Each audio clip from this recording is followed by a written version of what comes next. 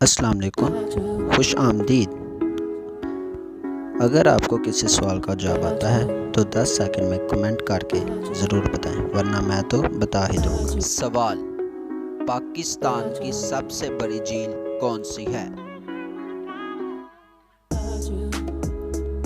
मंछर झील। पाकिस्तान का सबसे बड़ा म्यूजियम कौन सा है? National museum. पाकिस्तान का सबसे बड़ा म्यूजियम कहाँ वाक़ई है? कराची में। पाकिस्तान का सबसे बड़ा जंगल कौन सा है?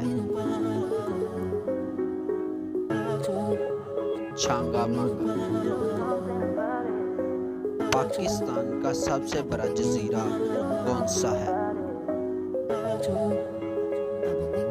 मनोरा। अगर आपको हमारी ये वीडियो पसंद आई है तो इसे लाइक और शेयर ज़रूर करें। अल्लाह हाफिज़।